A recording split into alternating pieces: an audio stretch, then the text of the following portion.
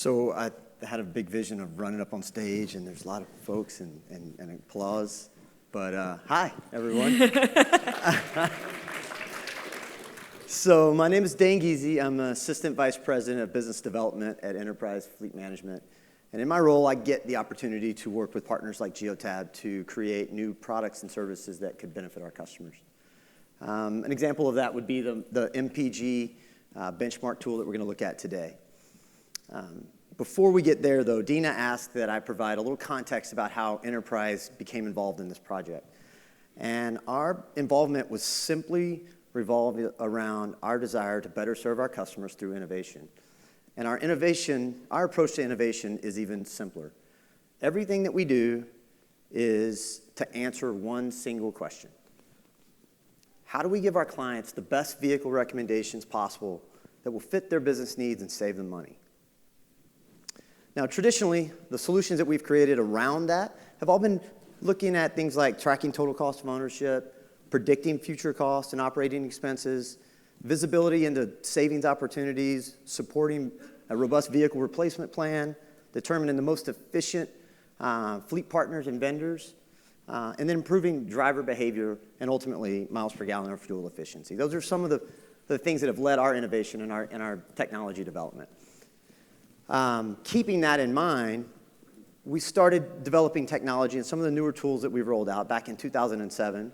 We created a vehicle selector tool that allowed us to look at what vehicles are available to our customers across all manufacturers and similarly equipped.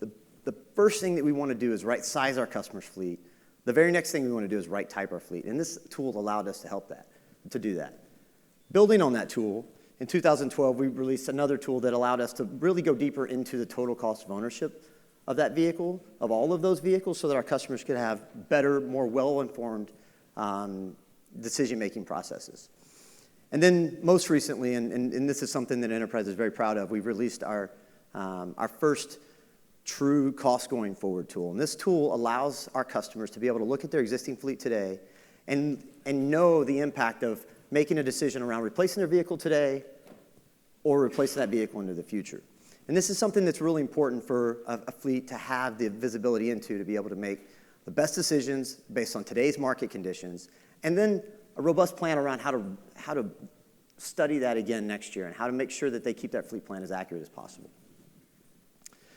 As we were sitting down and thinking about how we could build on that tool and how we can continue to future-proof that tool and make it better into the future, I started talking to the big data team here at Geotab, and we started talking about what the cost factors were in the life cycle of a vehicle and how we could use big data to impact one of these cost factors.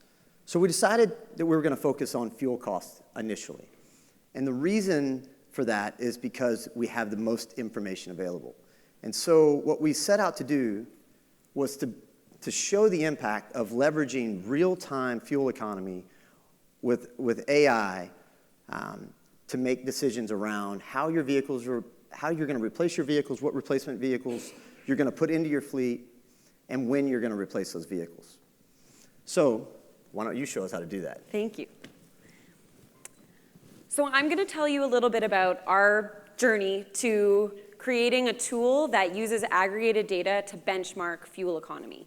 Now, just as a bit of background, if you've been attending any of the morning sessions, the big data team at Geotab works on a bunch of different solutions that goes from OEM, EV, but this particular solution is really targeting our fleet customers.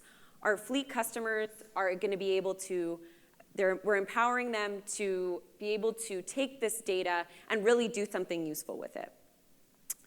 So when we started thinking about the factors that influence fuel economy, we really have to think about them in kind of 2 or 3 separate ways. So we have to think about them kind of on a spectrum of things we really can't control, all the way to things that we really do want to control. So the first things, the things that we really can't control are things like geography, the urban-rural environment that you're operating in, and then the temperature of the areas where your business is located. So these are all, of course, factors that are pretty much imposed on the environment. There's not much you can do if you've got a customer that lives all the way up the mountain and you got to go up there and back. And if you're stationed in Midtown Manhattan versus a more rural area where you're able to traverse rural roads, And then, we really can't say, well, the simple solution is just move all your fleets to California. That doesn't really, we're really having to operate within the constraints of the business environment. Then we're going to want to think about some of those things that are kind of in the middle. So we're thinking factors like the time of the day where your fleets are most active, the day of the week where your most vehicles are out on the road. And I would include in that as well stuff like your driving patterns. So there's some way that you could perhaps optimize for sending people on a lot of different short trips around a route, or if there's a lot of long distance travel. But really, these are kind of half imposed and half things that we can solve for. So they're kind of in the middle. And then there's the things that we can control: vehicle selection and driving behavior.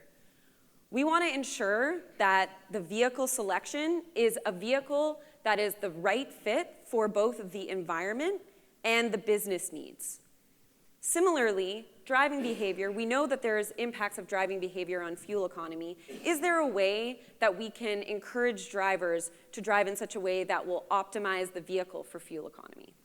So if we think about this from a technical perspective, we want to account for the things that we can't control, and we want to optimize for the things that we are able to control. So let's talk a little bit more about that. So I'm thinking about now that accounting for those environmental factors, all that stuff that's imposed from the business environment, that we're going to really want to take into account when we want to make any kind of benchmarking comparison. So I took vehicle data, driving data, and environmental data. So vehicle data, we're wanting to constrain that a little bit. So we have information about, the size of the vehicle. We're not really going to be wanting to compare a passenger car and a heavy-duty truck. That's not really going to be the kind of comparison we're going to want to make. So we include some very general factors about vehicle data, and then the driving data that I mentioned. So if you're in an urban environment, if you're operating in Midtown Manhattan, your vehicles might spend a lot of time in really low speeds, waiting for those red lights or driving in all that congestion. However, if you're kind of in a more rural area, your vehicles might be driving at 60 miles per hour, 50 miles per hour kind of consistently as you go through some of those kind of more rural thoroughfares. And then environmental data, so things like temperature, elevation, things like that. So we put that into a model, and what we found was we were able to predict reasonably well, we were able to predict fuel economy values. And when we looked at the variable importance, so that is the factors that are most critical in being able to make this fuel economy predictions, we really wanted to focus on the most important couple of factors. So the most important being, unsurprisingly, vehicle weight class. This is not a talk just about how passenger cars are more fuel efficient than heavy-duty trucks. But we also wanted to include some of that start-stop distribution. So what that is we want to distinguish vehicles that have to spend a lot of time at really low speeds to the ones that are really operating kind of highway or really consistent speed vehicles. And then we are also including temperature and road grade, though those did become they are less important than the previous two. Now, how are we going to try and compare vehicles to one another? You might have seen this yesterday during Neil's presentation, and it does look like a bunch of dots, but what it is mapping individual vehicles' similarities to one another. So this takes all the factors that I mentioned already, as well as things like the time of day that the vehicle's operational, the day of the week, and those kinds of driving behaviors, looking at how you traverse the roads and things like that. And we're able to find that to create a comprehensive model of similarity. And when we kind of looked at some of the ways that we might want to verify this, so we see school buses clustered together, ambulances clustered together. So there is some indication that we do have a good model of similarity, and we're able to create that from our telematics data. Now, we're rolling all of that up, and what we're doing is we're going to then give each vehicle in a fleet 2 scores. One of them is going to be the fuel economy compared to the same make and model, controlling for those driving environment variables. And then we're also going to compare fuel economy to similar makes and models. So here we can see we have our Nissan Frontier truck. We're going to compare it to other Nissan Frontier trucks that drive in similar environments. And we're going to say, your fuel economy is pretty good, or maybe it has room for improvement, just compared to these other drivers that drive the same way that you do and drive the same kind of truck. We also want to compare it to similar makes and models, and similar can mean all sorts of different things. So similar could mean a different pickup truck, or it could mean a passenger van. And that might be, you might be constrained for any number of different reasons for why you would want to pick a particular vehicle. So we want to try and give a comprehensive list of similar vehicles where you can decide maybe making a switch to a passenger van would actually work for me.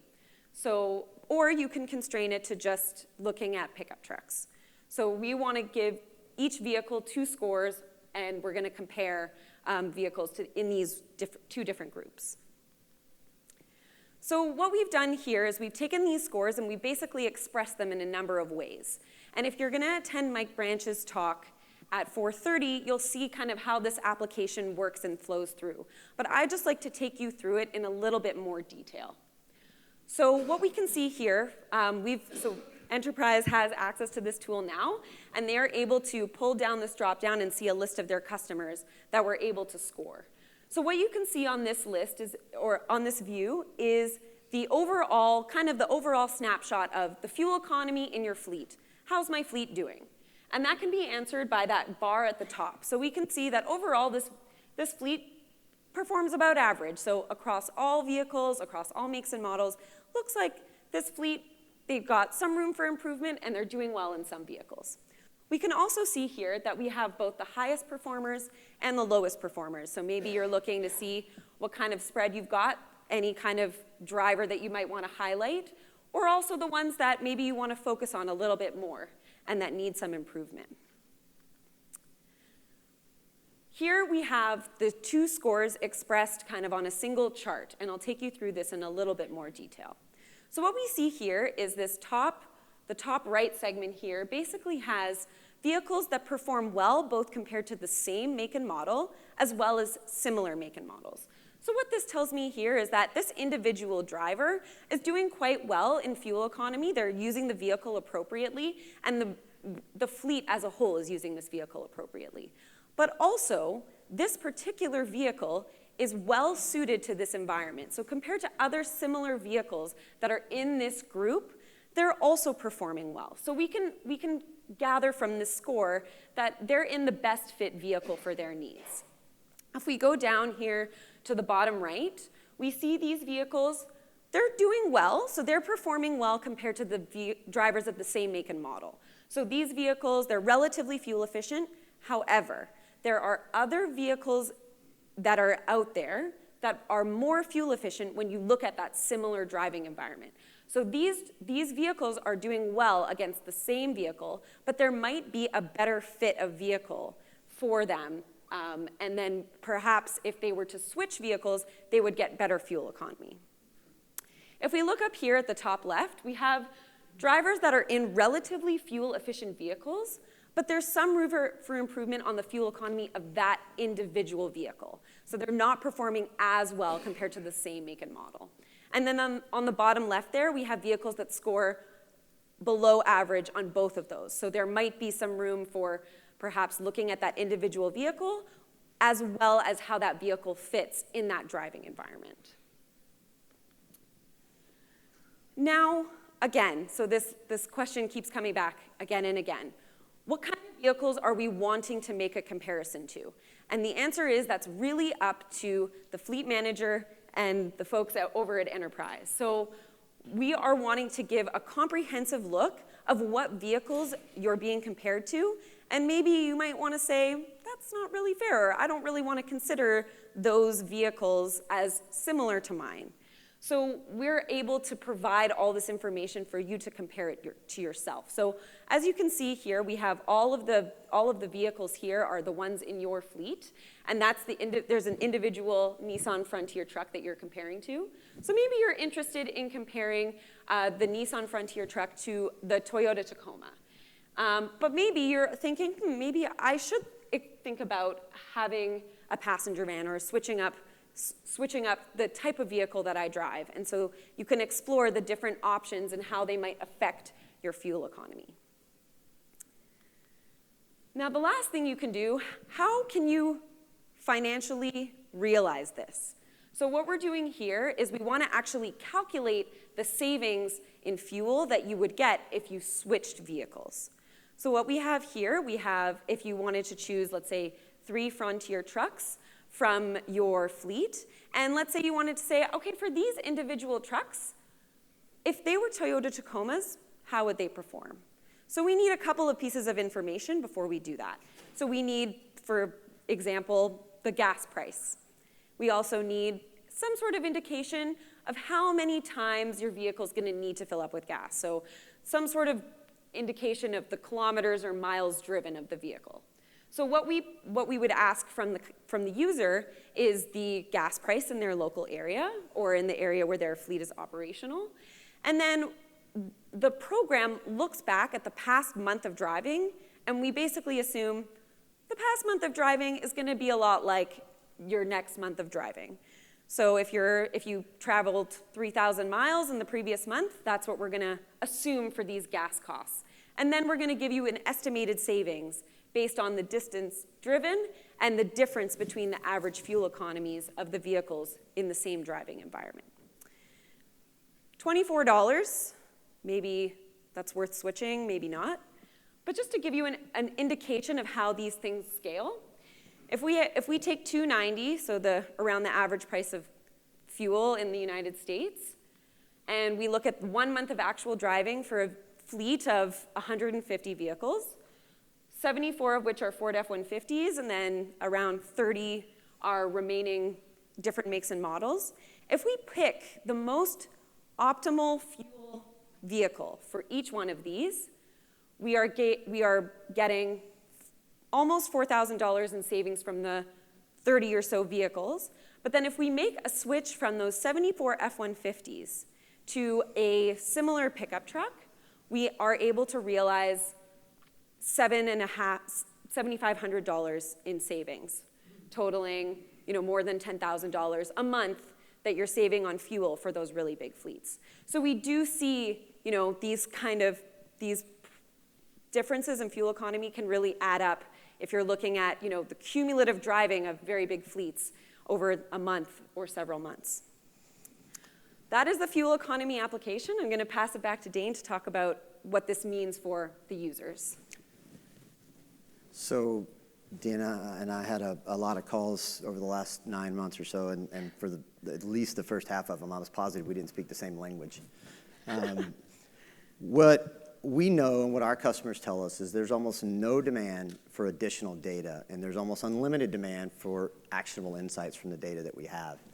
And so when we start looking at something like this, and this is really impactful on fuel savings and the ability to have the most efficient vehicle, but what do they do with it? How do you scale that up to a decision maker that needs to make decisions on their entire fleet? And it boils down to and keep this in mind that this is the overall philosophy. If I can say your fleet plan is as healthy as it can be, so taking into consideration things like what we showed you here today, but then spread that across all of those cost factors associated during the life cycle of the vehicle. So depreciation and maintenance and repairs and operational expenses. When you start looking at that, we can apply our knowledge to every one of those categories to this degree of science, then our customers understand, stay the course. There's an opportunity for you to consider different vehicles. And that can include the acquisition price of the vehicle, the resale price of the vehicle, manage the uptime of the vehicles because we know what the maintenance is going to do and we can predict what the maintenance is going to do going forward. Maybe that's not the best vehicle for you, but you understand the opportunity cost of making a decision to stay with what you got. Is there an opportunity, based on what we know, how your drivers are behaving, that we could recommend safety products or driver training to change driver behavior to not only have a safer fleet, but a more efficient fleet?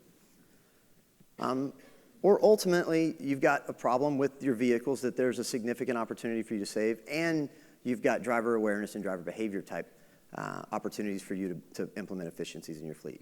Not any one of these things is going to solve the original question of how we provide the best vehicle recommendations for our customers. But the culmination of all of these and the approach of using science, using data to make recommendations and offering actionable insights from the information that we have, will get us there. It will allow us to deliver on our mission to our customers, and ultimately have our customers' businesses more successful. In English. So that's really all we have. We save time at the end for questions. How we approach this, or why we chose this, or how do we see it working in the future?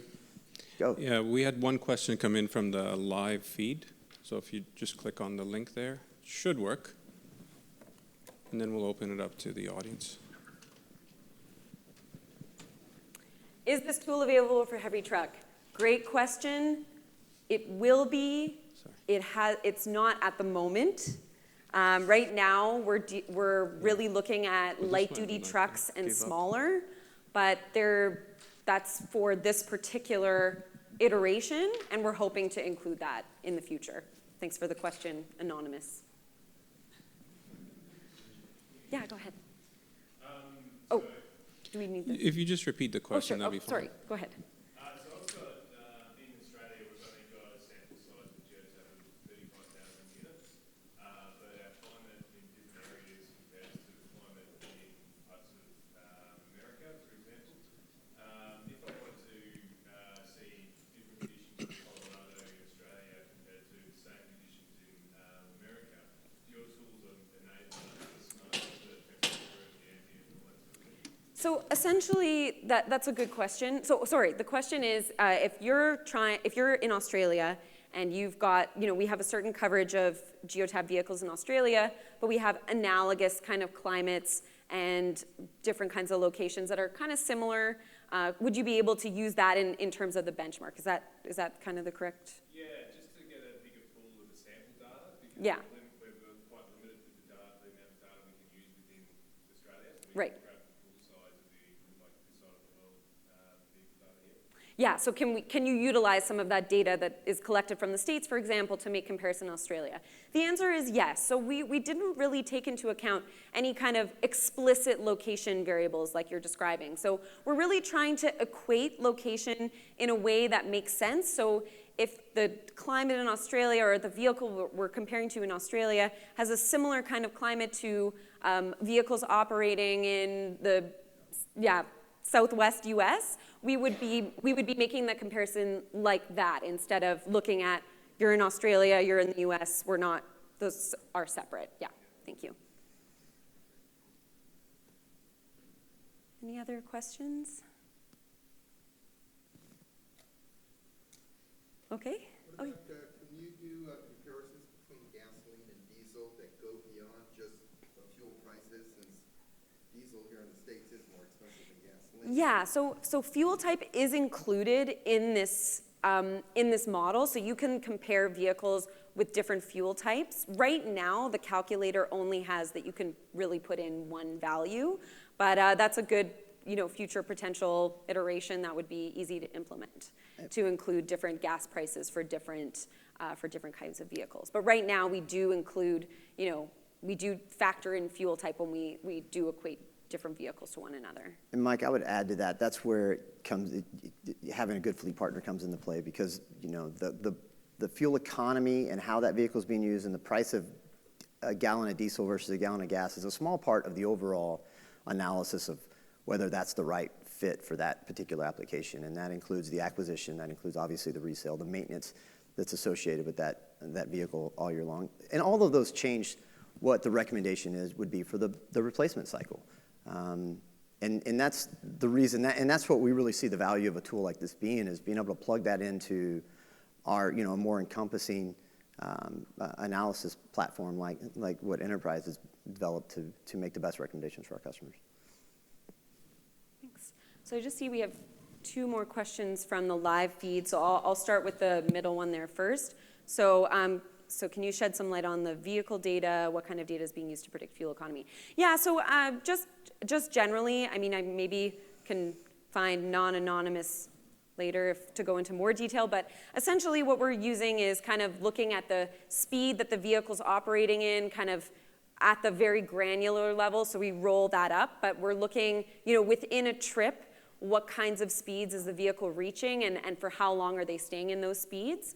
And then we're also including like temperature, again, within a trip, elevation change during a trip, and then we're rolling all of that up into like a monthly or 3-month kind of roll up of data. So those are and then we're also including like a lot of comprehensive information about the vehicle itself. So not just the weight class, but things like horsepower, whether it's a 4-wheel drive versus a 2-wheel drive. Those are all kind of important in predicting fuel economy. Thank you, non-anonymous.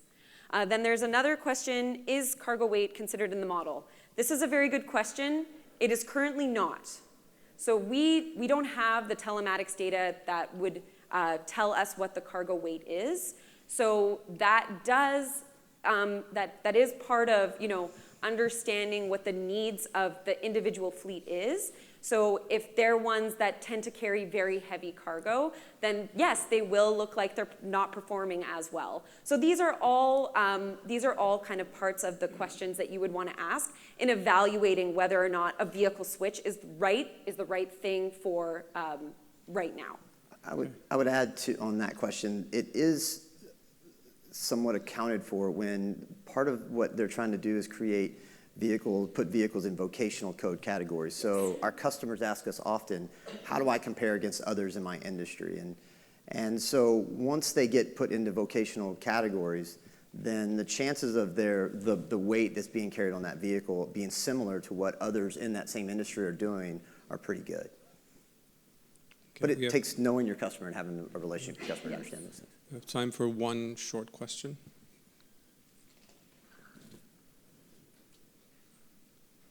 Thank you so much, everyone. Thank you so much. Thanks, Dane. Thanks, Ina. Thanks so much, Dane.